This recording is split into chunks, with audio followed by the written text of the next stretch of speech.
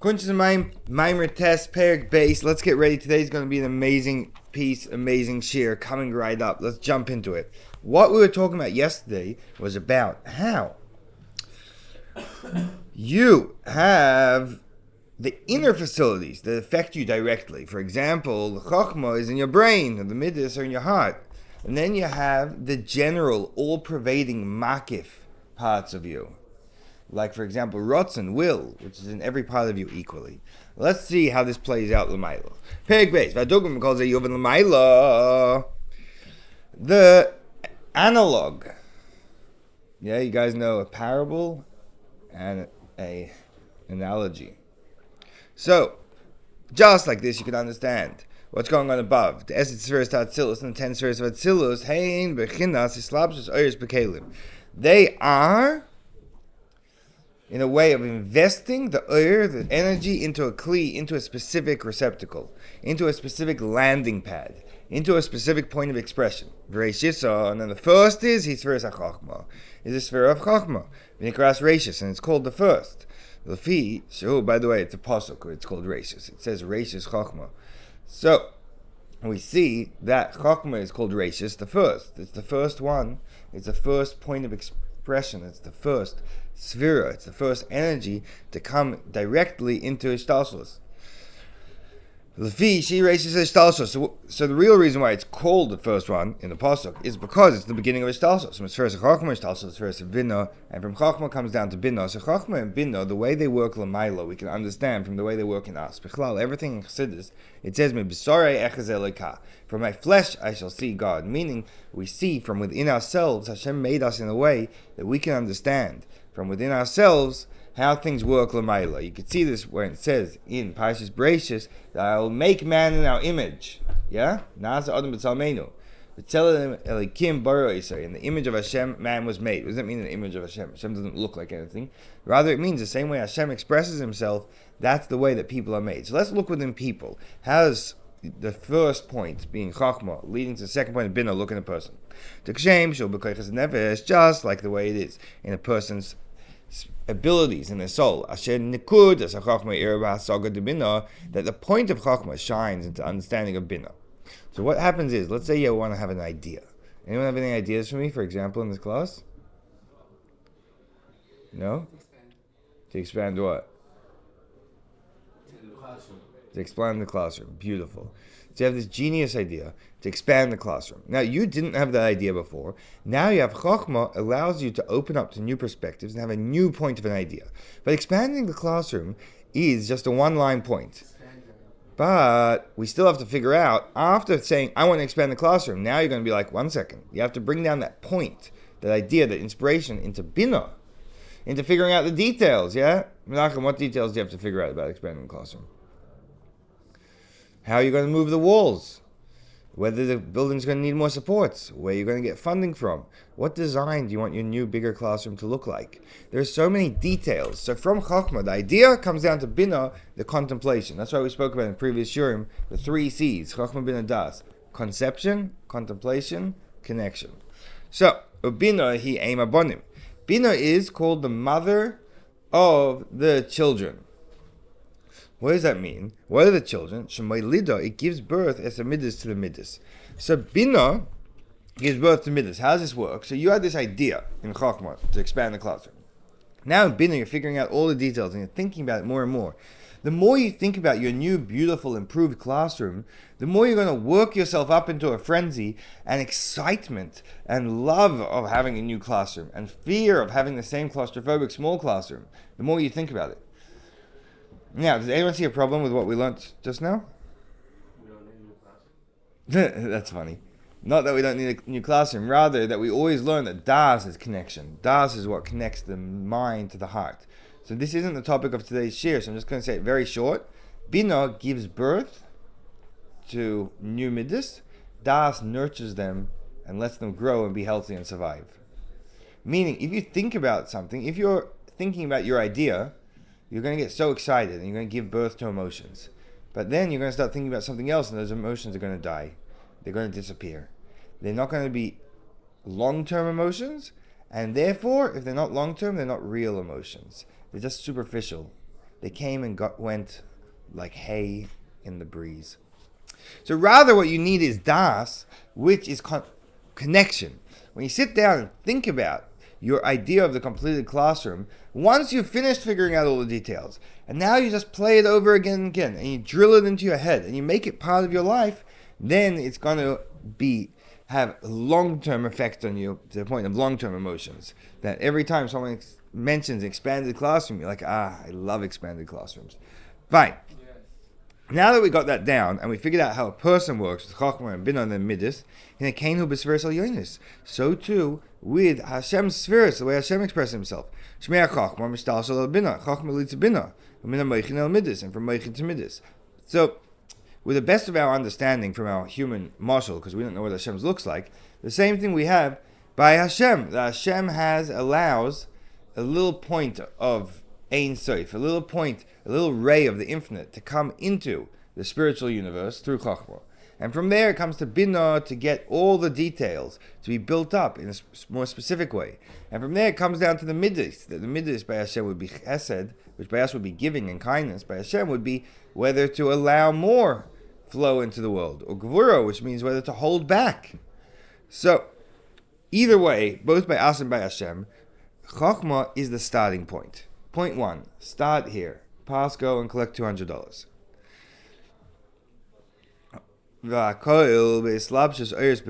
All of this is investing the oir, the energy, into the kalim, into specific points of expression.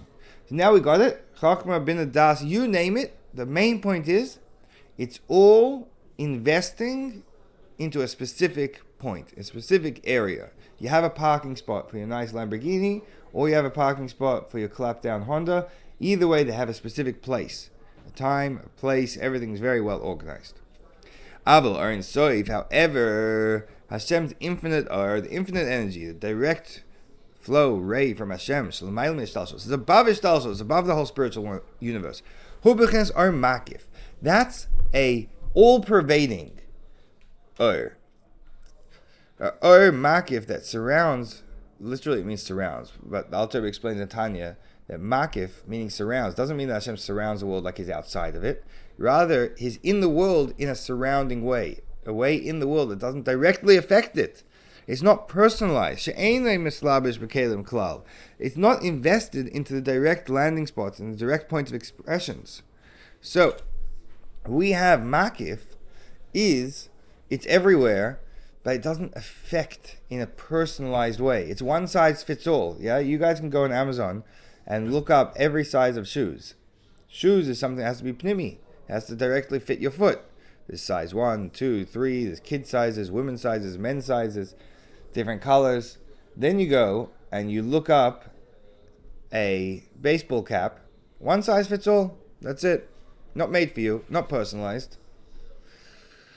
Like we explained earlier, Perek Aleph in the first Perek, meaning we had in yesterday's shir, for example, in someone's rotzen, his will in his nefesh, doesn't have a specific part of the body it invests itself in. Rather, the imkain, if so, it doesn't come in a personalized way, rather in a general way. So let's say rotzen, will, as opposed to your mind, your intellect is invested in your brain, and your emotions are invested in your heart, and your fine motor function in your hands, and your gross motor function in your legs. Will, what you want, deep down, that's in all parts of you equally.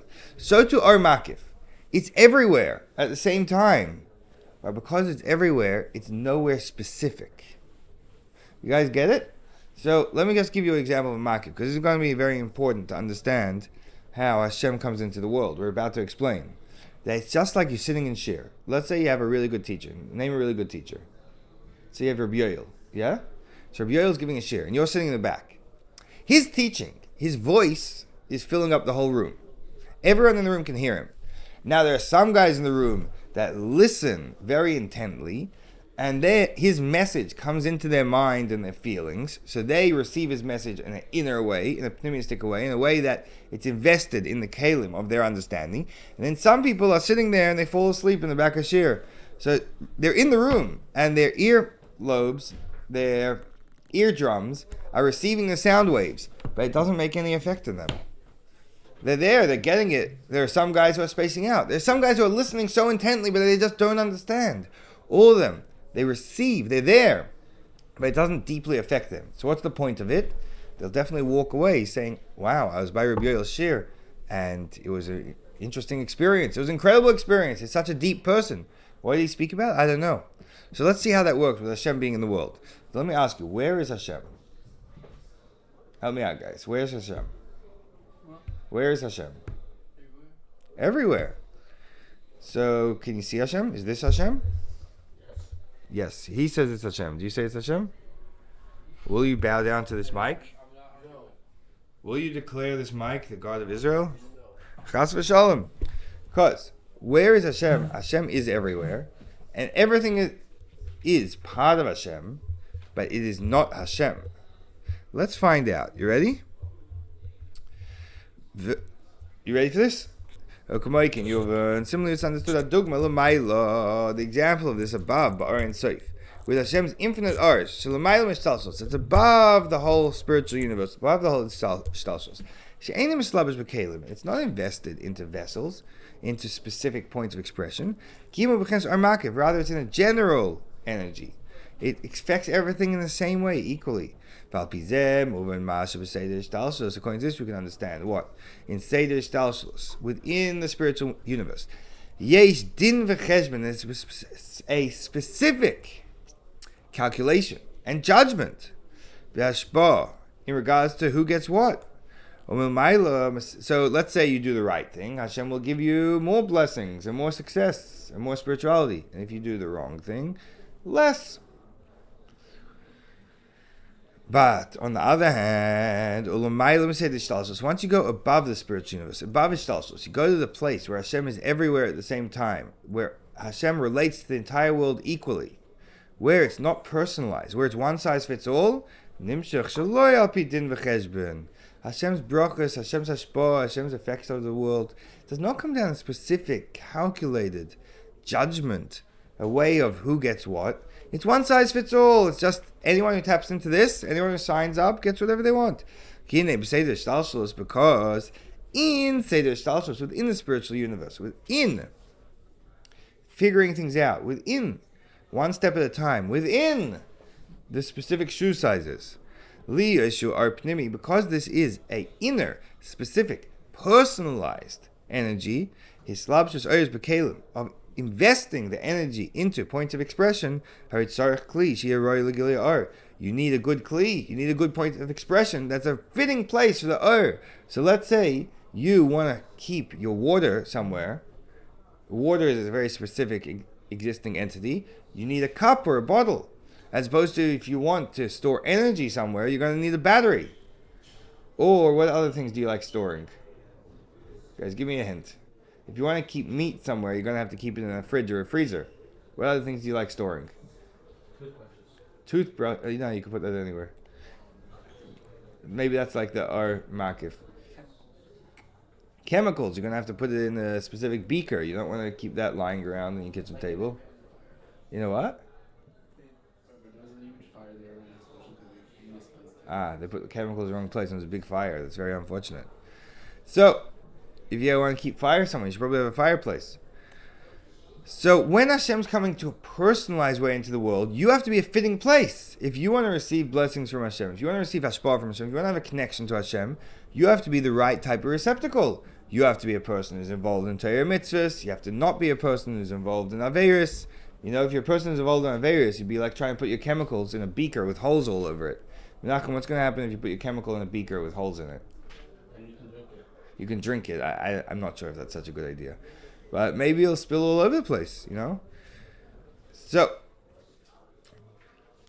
then, you need a kli that's fitting for the revelation of the ar. And whatever is not fitting for the gili ar, let's say you're sitting in the back of Rabbi Yoel's shir, and you've never learned chassidus before, so you're completely lost.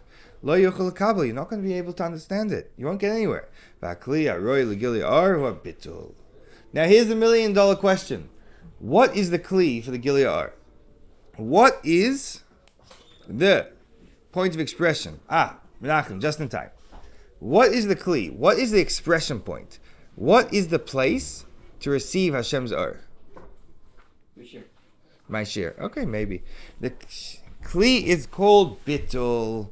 Bittul literally means self-nullification. Or if you look in the old translations of Chassidus, they call it self-effacement. You know those old translations that are like such fancy English that no one understands it, and you have to look in the Hebrew to figure out what the English means? So, what does bittul mean? It doesn't mean making yourself nothing. It means making space for Hashem. Making yourself about Hashem. Looking deep inside yourself and saying, am I a Yid who's an expression of Hashem? Am I a neshama? Or am I a ego, power, and money machine? It depends. So if you put aside the lust, the ego, the power, the money, you say, forget about all that. I just want to express my inner connection to Hashem. That's bittul. Just making room for Hashem in your life. Making your life about Hashem. Now the Alter Rebbe is going to say something very important. The Rebbe Shab is going to say something very important that you'll find in Tanya in Perek Vav. Whatever is bottled to Elikus, whatever makes room in itself, nullifies its own will towards Elikus, hu hakli haroi l'kabel giliyar. That's the fitting place. That's the fitting point of expression for Hashem's revelation, for Hashem's energy, for Hashem's blessings, for Hashem's flow, flux. Okay, dua like it's known. Darin says shoyer b'makom abotol davke. That the infinitude, Hashem's infinite light, that comes into a place that is bottled to it, a place that is nullified to it, a place that allows it in. So remember how we said Hashem is everywhere? So if Hashem's everywhere, how come we don't all just experience Hashem? How come we don't all just have infinite blessings? Menachem, do you have infinite blessings in your life? Sure, he has. Okay, good. One day you're gonna have to teach me your ways. But why is Hashem everywhere yet we don't feel it? Because Hashem is here. Just like someone sitting back of Rabbi Yoel's shir, and he's listening. But he has the decision whether to concentrate and allow it into his brain and into his feelings, or to think about other things. And then he's there, but it doesn't affect him. There, but not there. Same thing, Hashem's everywhere. Now, are we going to make space for him in ourselves? Are we going to allow him into us? You should know there was one time of Fabrengen in 770. There was a surprise Fabrengen. And there was a group of guests, I believe from Eretz Yisrael, but they had a flight that day. But the Rebbe had a surprise Fabrengen, so they ran to Fabrengen. The whole time they were nervous. They were checking the clock every 2 minutes to see if they're going to make it to their flight. So after a while, the Rebbe said by Fabrengen, L'chaim, to those who are here but not here, and those that are not here but here. Meaning some people in the room are not really present, they're just thinking about their flight. And some people far away, wherever they are, they're thinking about the Rebbe's Fabrengen. So, Hashem's everywhere, but are we going to allow him into ourselves? V'lochein, therefore, because bittul is what lets Hashem into your life, Ikar Ashras Ein Sof, the main drawing down of Hashem's infinitude, hu b'Chochmah davka. It's specifically in Chochmah. You ready for why? Lefisha Chochmah Chochmah. Because Chochmah is called Chochmah. Now, yesterday's year we explained two meanings of the words Chochmah. The power of what? And here, we're going to explain a third meaning. Chochmah means, Koach means the ability, Ma means what? Like what is it? It's nothing. The ability that is what? The ability, the koach, Chochmah itself is bittul. Chochmah is nothing. Chochmah does not have any opinions of its own. Chochmah is the part of yourself that you could say, I'm putting myself aside and listening to what you have to say. Chochmah is the part of yourself that you say, forget about all my ideas and preconceived notions. I'm open to something new. So, because Chochmah is the part of you that is bottled, the part of you that puts yourself aside, therefore, Shubachinas are bittul, that's bittul. Like it says in Tanya over there, therefore, it's the part that allows Hashem into your life. By the way, the part of Tanya that we just quoted, Perek Lamed Hey, is the only place in Tanya that Alter Rebbe directly quotes the Maggid HaMizrach. Fun fact. It says in the Agah over there that Chochmah, the reason that Chochmah is the landing place for Elikus, the place that Hashem comes into your life through Chochmah, because Chochmah itself is bittul. So, before we go weiter, I'd like to say the following story about bittul, about self-nullification, about putting yourself aside for a greater purpose. Because some people are yeshus monsters. Some people, their entire life is dedicated to ego and self-glorification and eating more chocolate. And some people put themselves aside. They don't have such a big opinion of themselves. So, firstly, did I ever tell you the story of Pinya Korf and the shopping bags? Pinya Korf was the Chassidish Yid, a Mashpia in Crown Heights. And he was known for being a very bittul Yid. He doesn't have such a big opinion of himself. So he was one time walking down the street with some shopping bags he was taking home. So there was some young father pushing a double stroller down the street with two little kids in the stroller.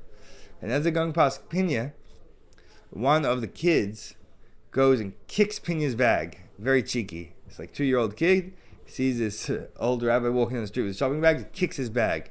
So his father stops and is horrified. This respected mashpia, his kid just did something chutzpahdik. So the father's like, say sorry. So Pinya turns around and he looks at the kid, looks at this baby, this 2-year-old, and he's like, I'm sorry my bag hit your foot. Isn't that incredible? Not only did he think the guy was talking to him and telling him to say sorry, and he thought that made sense, he also thought that was an acceptable proposition. And he's like, oh, he said say sorry. Okay, I should apologize. Isn't that incredible? Most people, if I was some respected rabbi walking down the street, and someone told me to say sorry to I thought someone said sorry, I'd either think they're talking to a kid, or I'd think that this guy really deserves what's coming to him. Pinya, he never thought such a thing. He said sorry. Okay, let's continue a bit weiter. I have another few good stories. But, what's the opposite of bittul? Wait, 1 second. Before we go weiter, 1 second. I need to tell you a really good story that goes like this. There was once, Mendel Futterfass and Shmuel David Reichik were driving through the Californian countryside. You see, they would team up for 2 months a year and go collecting money together. Shmuel David for mostly educational institutions in California, I believe, and Mendel mostly for helping Yidden stuck behind the Iron Curtain in Russia. So he had an organization he'd support, Ezras Achim. So they're driving. They couldn't drive, I believe. So they had a guy, a local businessman. His name was Mr. Fine, good Jewish name. And they were driving to a town in California. So Mr. Fine's making small talk. Mendel's sitting in the front, and Shmuel David's in the back. So he asks Mendel, so Rabbi, what do you do? What do you do usually for a living? So Mendel, who was both one of the most respected mashpiyim, spiritual mentors in Lubavitch, as well as the head of this massive organization helping Jews in Russia, he's someone who dedicated his life selflessly to others. He said, I'm a teacher. So Shmuel David says from the back, he's in charge of the Russian learning program. Meaning to say that he's in charge of every Jewish school in Russia that's operating under the nose of the communist government. So Mr. Fine, not knowing any better, he said, very nice. Very nice. He teaches a class of Russian students. Fine, we see a Yid like Mendel. It wasn't important to him to get his honor. He was doing what he needed to do. He put himself aside. If the Yidden in Russia who need his help, he'll help them. If there's Yidden somewhere else who need help, he'll help them. Fine.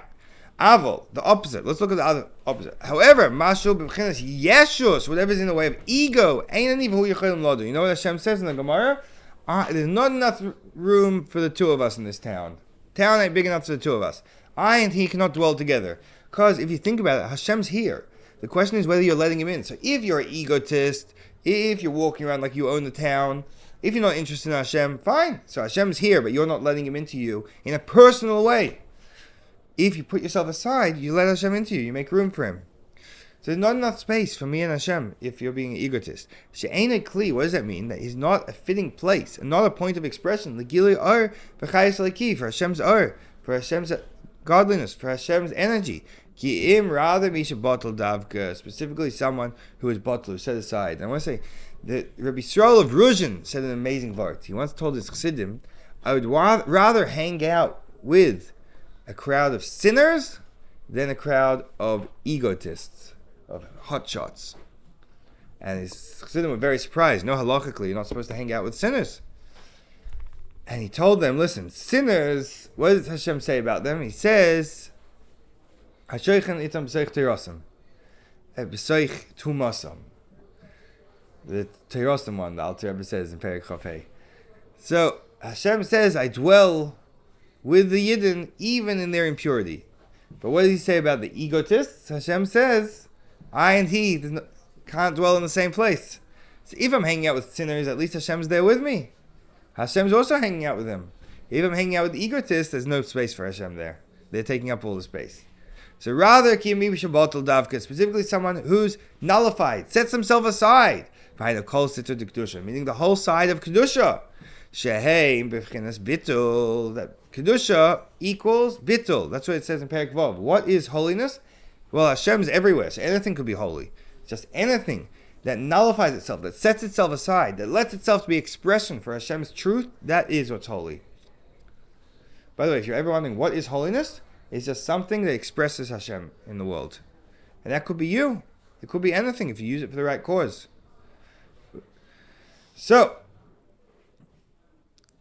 that's where Hashem's Kedusha is. Like look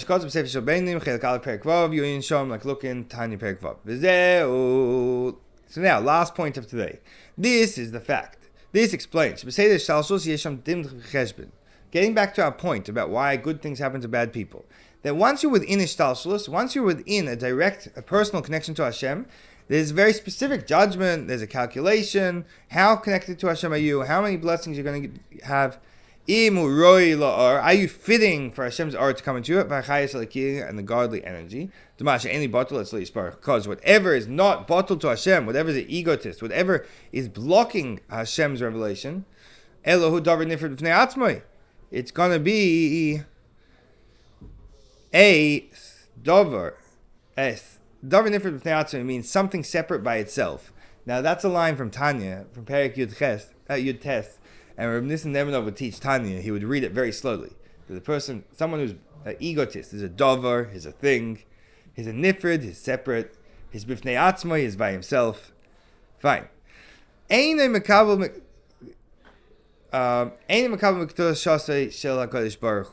So if someone's separate, it's like, I don't want Hashem, I'm my own guy, I'm a self-made man. Okay, you don't want Hashem, you won't be received from Hashem. So how does he exist? Everything has to come from Hashem to exist. He only receives in a backwards way, in the outer way from Hashem, like we explained, like we explained in the previous Yorim. You guys remember that? Meaning Kabbalah's Chayas, the Sitra Achra, in a way that Klippa receives Chayas, it receives in a backwards way, in an outer way, in a superficial way. That's why they're called other gods, because they look at themselves as a self-entity, and therefore they block out Hashem. So they only receive from Elikim, they only receive from Hashem, Acheirim in the way of Acharaim, in a backwards way. Rather, who does receive from Hashem in a personal way? Someone who is nullified to Hashem, and he keeps Hashem's will. He is fitting to have direct, personalized connection, blessing, flow, elikus from Hashem. Kitzer, let's say in short what we said today. Esses Sefirot Atzilut, the 10 Sefirot of Atzilut, Heim Oyres Pnimiyim. They're personalized Oyres. That are invested in the fitting points of expression. And they come in a way of Hishtalshalos, in a step-by-step personalized way. And the first step of that, the landing pad for Elikus to get into your whole system, is Chochmah. You know why? Because Chochmah, it's the ability of bittul. It's the ability to set yourself aside. It's the ability that says, I'm nothing. I'm open to hearing what you have to say. And Ashpa, your connection to Hashem, is according to how much bittul you have. Hashem's here. All you have to do is make more room for him. The bittul kli roy lashros kishos. The bittul, putting yourself aside, is the fitting vessel, receptacle, landing pad, point of expression, shoe size, for having Hashem's godliness dwell within you. Now, last story, there was a Yid, Nosen Nota Manchester. Yeah, not to be confused with the town of Manchester in England. Manchester is somewhere in Eastern Europe. And Nosen Nota was a Rav. He was the rabbi of town. He was a well-respected individual. He was an incredible chassid. So one time he traveled to Lubavitch to visit his Rebbe. I believe it was the Rebbe Maharash. And there was a young man, a young chassid, who heard that the great chassid Nosen Nota came to town. He was so excited. He put on his best suit and tie. Probably didn't have a tie. And his best suit was probably his only suit. But anyways, he runs off to the hotel, which hotel means someone's house with a spare bedroom, where Reb Nosen Nota was staying. And as he's running towards it, he sees someone leaving the hotel. Some older Yid. And he says, excuse me, is the great Reb Nosen Nota, the rabbi of Manchester, staying here? So this Yid tells him, this Nosen Nota, he's not what they make him out to be. So this young man gets so angry about this chutzpah, and he slaps the old man in the face. He says, how dare you show such chutzpah to the great, famous, humble Reb Nosson Notter, whose humility is famous throughout the country. And with that, he storms into the hotel, ready to meet this great chassid, to have his life changed. And he asks people, where can I find the great, famously humble Reb Nosson Notter? And I say, Reb Nosson Notter? He just walked down a minute ago. You probably saw him on your way in. This guy realized what happened. He went running. He said, please, please forgive me. So Reb Nosson says, forgive you? For what? You didn't do anything to insult me. You see, he was someone who, his humility wasn't like some people who are busy showing everyone how humble they are. It's the opposite of humility. His humility was, he genuinely thought that he was nothing special.